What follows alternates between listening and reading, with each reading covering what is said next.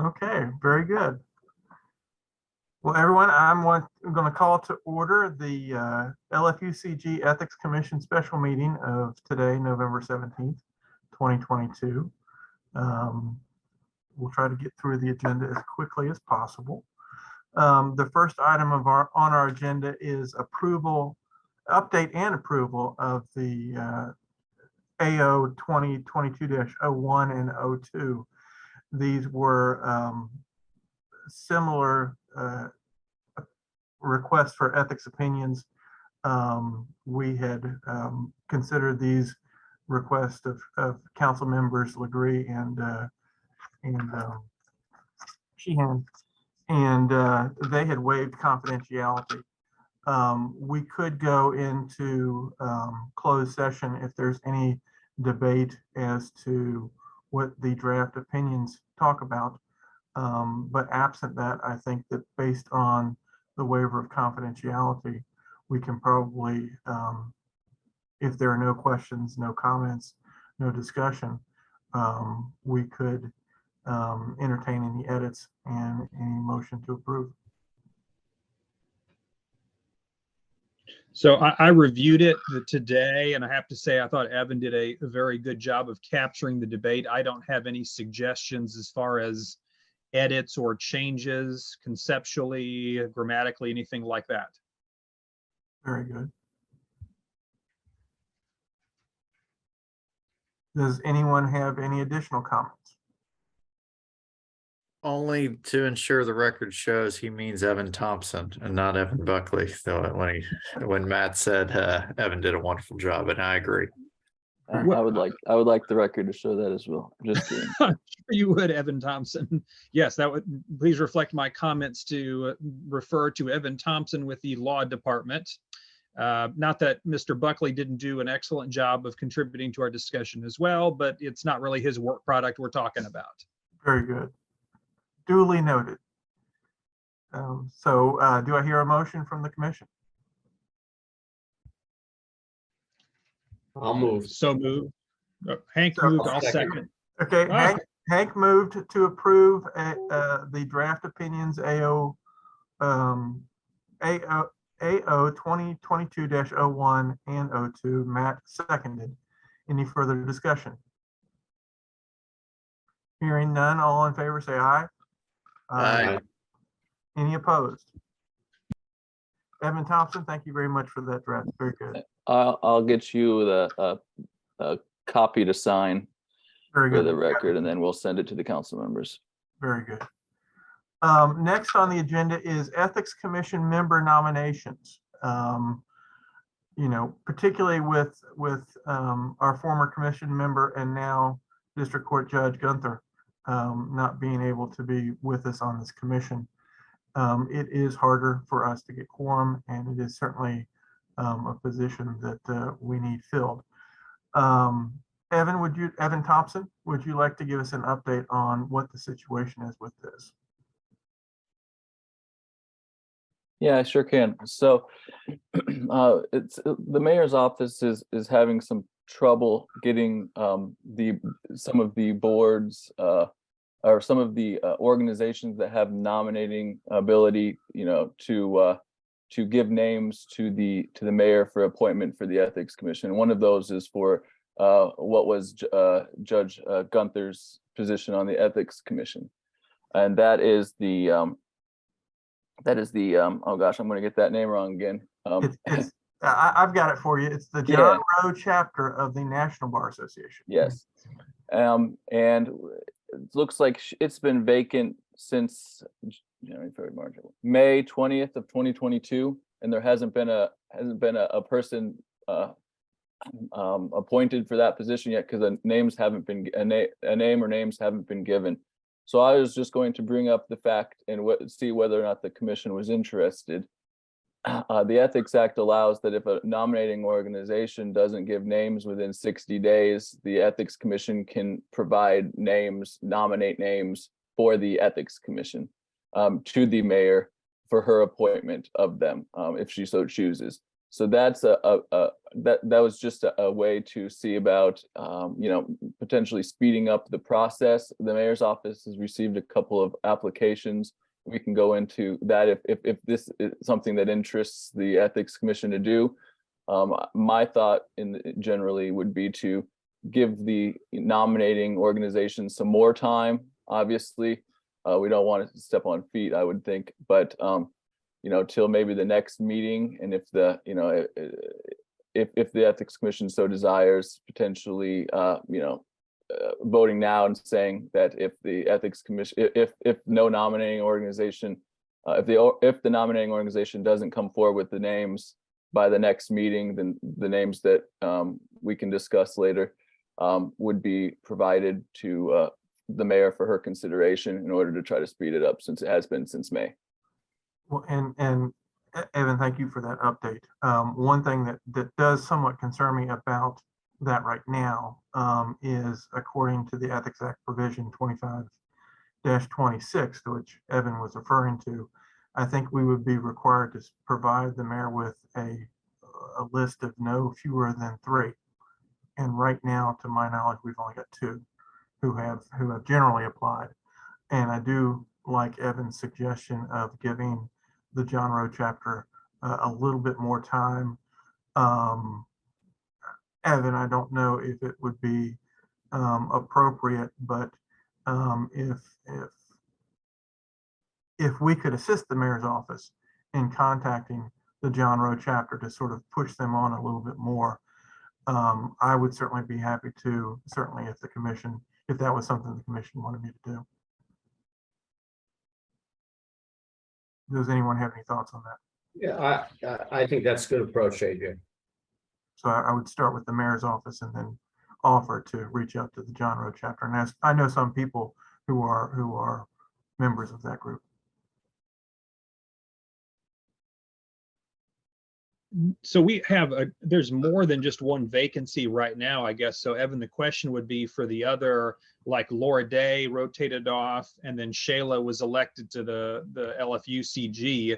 So in terms of those nominating organizations, is it kind of the same process? Does the mayor's office notify those organizations that there is a vacancy that they basically can, I won't say have first dibs to nominate, but that's kind of what it sounds like. Yeah, so just as an update on that, Laura Day Delcado's position, just today the council had a confirmation hearing for her replacement, and they're recommending approval, which is happening in 21 minutes when council has a council meeting. So that new member should be here by the February meeting, or if a special meeting needs to be called in the meantime. Hopefully not because of holiday schedules, but and then also, so that should be by the next time. It's my understanding that there is that they're pretty close to a person for Shayla Lynch's position too. So I think the only other one, so that hopefully will be coming in the new year. Council is going on break at the beginning of December for winter, so they don't have council meetings through basically December, almost all of December.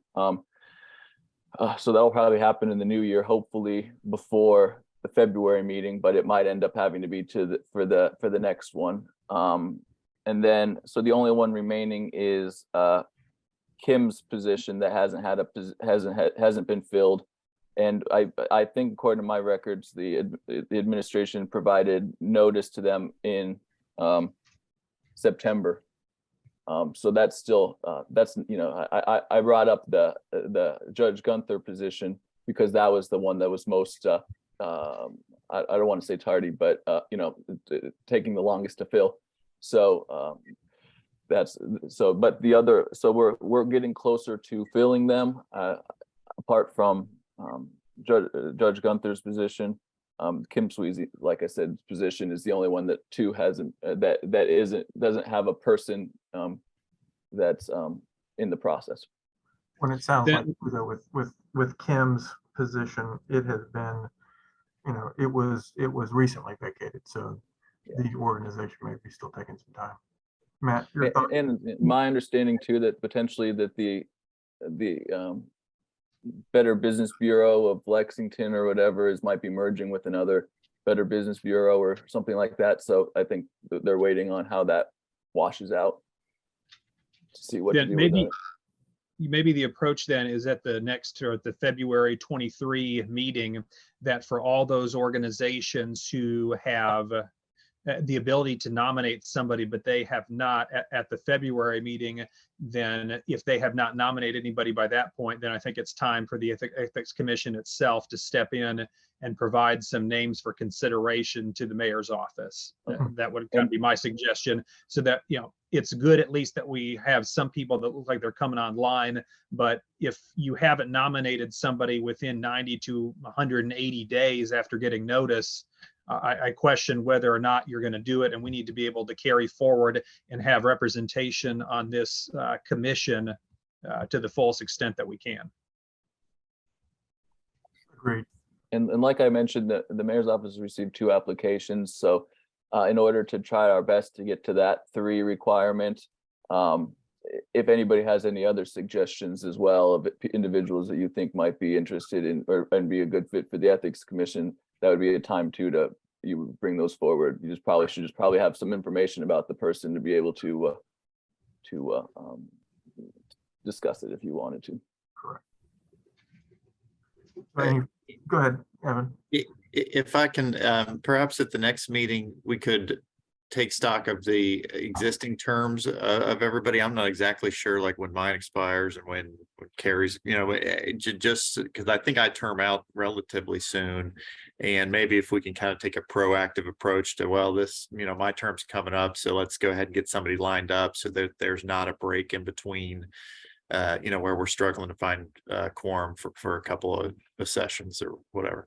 That makes sense. And, you know, I have the term ends if anybody, if I could read them off in case you're interested, or I could just wait till February too. It looks like yours, Evan, is potentially in July of 2023, according to the document that I have in front of me. In fact, Mackenzie, if I could ask, when we do the packet for the next meeting, if you and Evan could get together and have that information within the packet itself, that would be helpful. Yep, can do. Any further discussion of this topic? Well, with Evan Thompson's assistance, I'll reach out to the mayor's office to see if they would mind me reaching out to the John Road chapter and see if they're interested in nominating someone. Okay. Next on the agenda is approval of minutes, and we've got 3 sets. I'll take them in order in case anyone has any comments on any particular one. The first set of minutes was from August 4th of 2022, that meeting. I was not present. Evan Buckley was sharing it in my stead. Any revisions, comments, questions? Hearing none, I'll entertain a motion to approve the minutes as submitted. So moved as. I think on that one, Carrie might have beat Matt. So Matt, would you second that one? I'll second as to the August 2022 meeting minutes. August 4th. August 4th, yeah, August 4th, 2022. Yes, yes. Any further discussion? All in favor of approving the minutes of August? Aye. Aye. Any opposed? Minutes No. approved. You probably should abstain if you're not, I wasn't there. We then have 2 abstentions, both Hank and myself on that. But we still have 3 yes votes to no votes. So those are accepted as submitted. The next is the minutes of October 5th, 2022, those minutes. Oh, I think there's a September 12th minutes in there. They're just a cancellation. Oh, I did not see those. My apologies. The September 12th minutes, which was indeed the cancellation. Any comments, questions, revisions to those? We get credit for the 15 minutes we sat there waiting, no? Most definitely. Um, I'll move. Hank moves. Do I hear a second?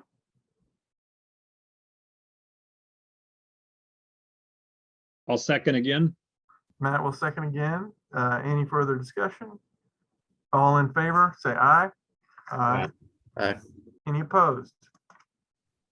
Those minutes Yeah. are accepted. AJ, for the record, note my abstention because I was not present at the September 12th meeting. Okay, very good. So noted. Next is the minutes of the October 5th, 2022 meeting. Any comments, questions, or suggestions? Do I hear a motion to approve those minutes as submitted? I'll move. Hank moved. Do I have a second?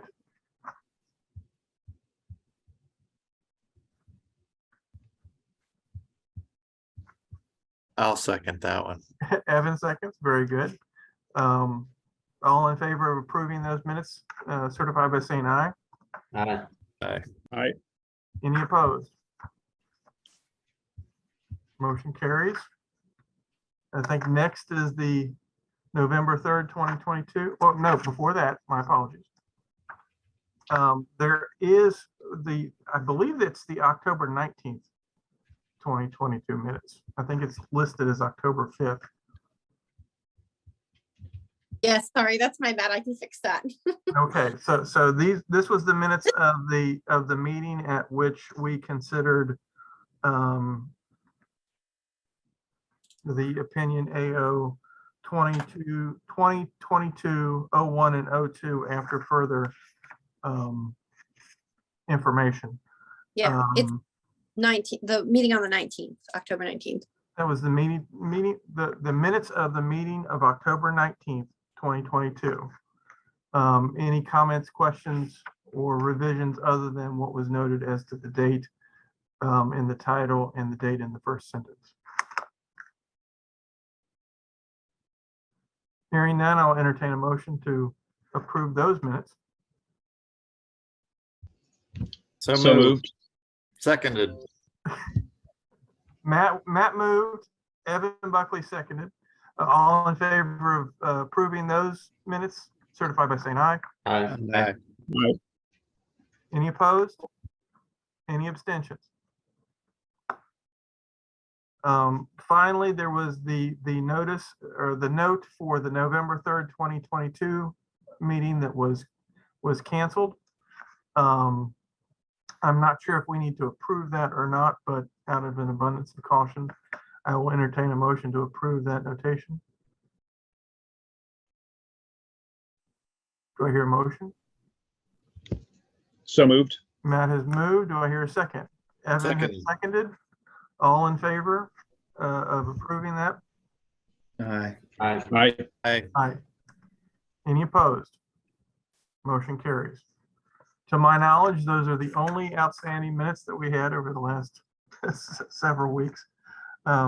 Thanks very much to Mackenzie and others for getting that together for us. Next on the agenda is orders to appear. And this relates to the financial interest statements under the Ethics Act. There is apparently one person who has not submitted financial interest statements since 2021, as I recall. This was Adrian Wallace, candidate for mayor.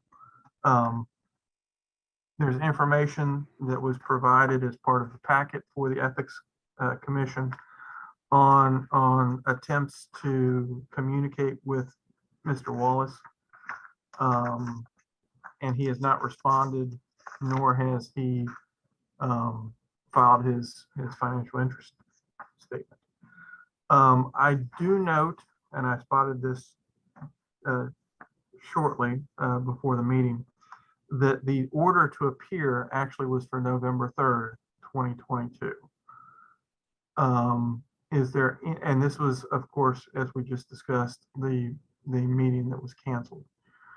Do we have any information on Mr. Wallace having contacted LFUCG?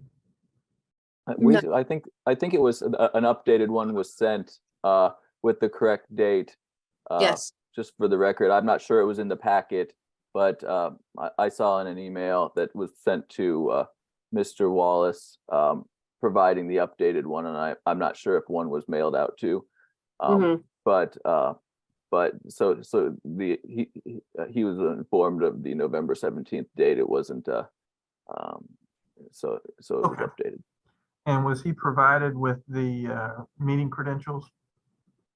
Yeah, in the email I sent, he was, and I put it in the letter, but I also put like, if you need the link like sent to you electronically, we can do that too. AJ, on the order to appear, just in case we have to communicate again, I think there are a couple of typos there in the second paragraph where it refers to his instead of him and her with respect to the financial disclosure. So we should just straighten those things out if I'm right about the errors. It's in the paragraph that starts, it is hereby ordered. Oh, yeah.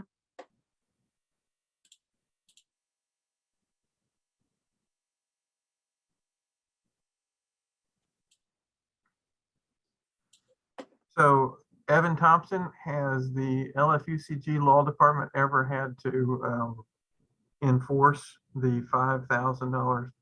$500. $500. Yeah. Fine. I think I'm trying to remember. I was trying to rack my head about it. I think the one or two times we might have ordered the $500 penalty unless they provide it in a certain amount of time. So in other words, giving them another chance before the $500 is imposed. But no, they usually file after being told multiple times and being sent multiple letters.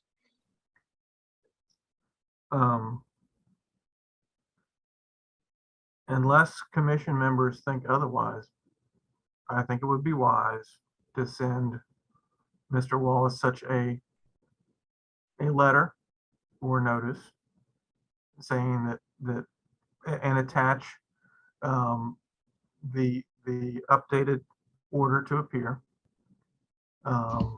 with confirmation of what the Zoom call-in information was.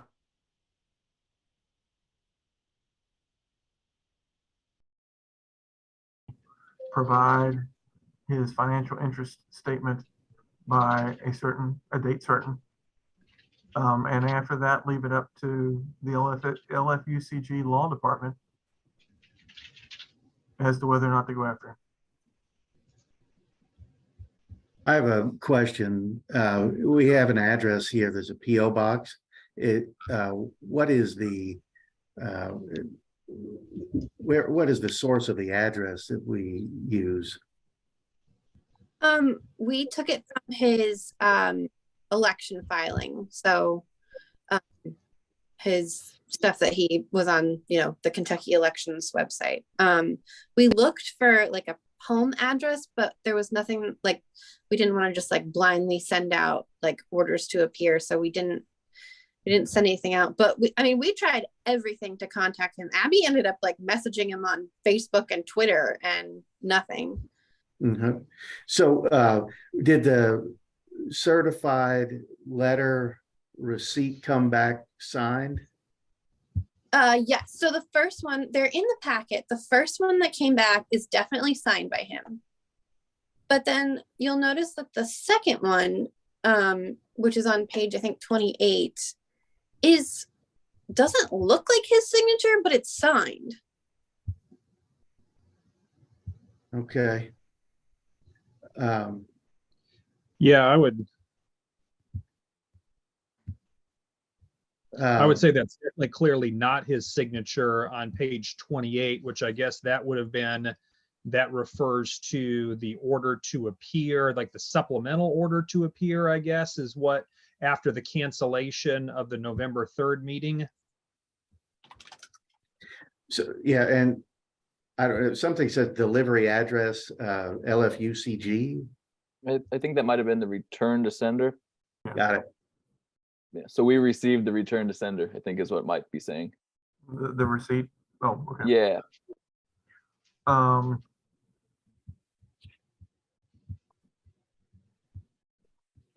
So this would be my, AJ, this maybe is just a step more stringent than what you were proposing, but I think we have to issue an order at this point in time. I don't think we can delegate like the law department to act on it unless we actually impose the $500 fine that we have the authority to do. So my suggestion would be an order from the commission that is sent both by certified mail and by email to his last known email address to give him maximum notice to indicate that the commission finds him to be in default and having not complied with the previous order, and therefore we're issuing a $500 fine. But if the financial interest statement is filed by the end of this year, then that fine shall be purged or otherwise remanded. that sounds like a very good motion to me. Then I guess I'll go ahead and make the motion before the commission that as to the missing financial interest statement of Adrian Wallace, that the commission goes forward and issues an order fining Mr. Wallace in the sum of $500 for failure to comply with the commission's orders, but that order contain a provision indicating that the fine shall be remanded in the event that he files a financial interest statement on or before December 31st, 2022.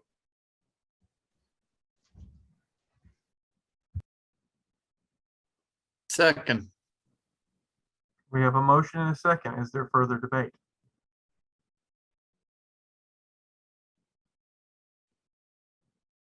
All in favor of Matt's motion, certify by saying aye. Aye. Aye. Any opposed? Any abstentions? Matt, thank you for that motion.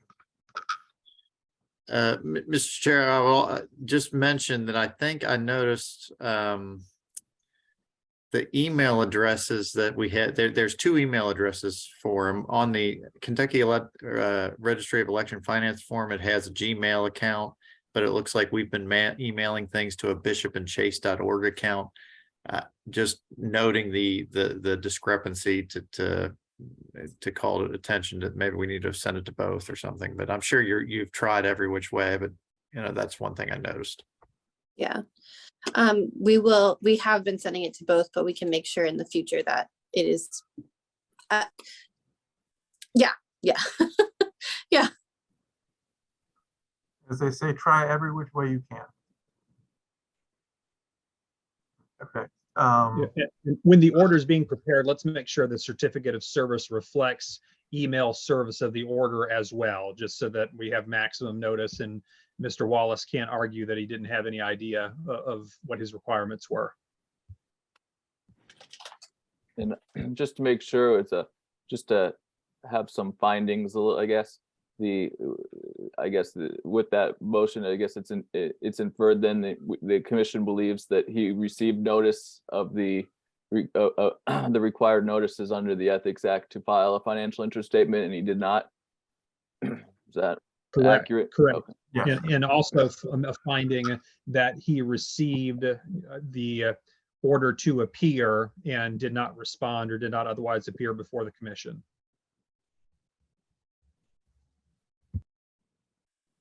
I could draft something in that regard.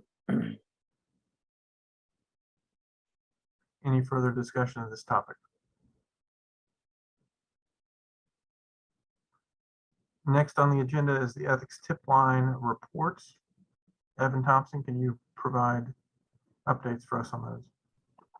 Sure thing. So you, in your packet, you have the ethics tip line report for August, for September, and for October 2022. There was no no incidents for which relates for the Ethics Commission. So there's not too much to add, just like typically. But it doesn't look like there's too many open investigations anyway for the tip line in general, even those that aren't related to the Ethics Commission or sent to the Ethics Commission as we so. But we haven't received any to the Ethics Commission in these 3 months. Period. Evan, thank you. Any questions for Evan about the tip line?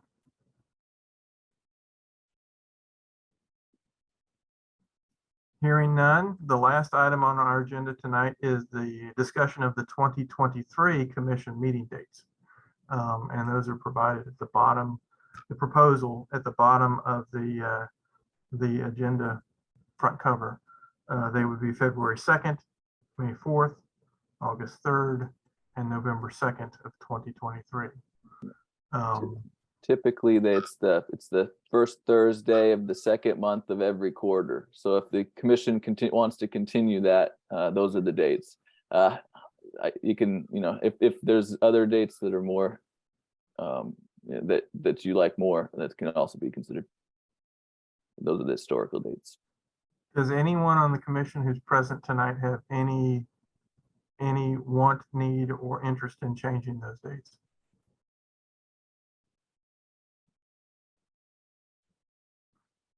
Evan Thompson, I don't believe that we need a motion to approve those, but I think that each of us should duly note those. Any other business from any of the commission members for tonight? Hearing none, we're about, Hank, go ahead. I was just gonna wish everybody a happy holiday season. We're not meeting till first quarter. Exactly. Have a safe and happy holiday season over these next 2 cold months and into January of 2023. It's a pleasure serving with y'all. I will entertain a motion to adjourn. So moved. Hank moved. Do I have a second? I'll second. Matt seconds. All in favor? Say aye. Aye. Happy holidays, y'all. Thanks so much. Meeting adjourned.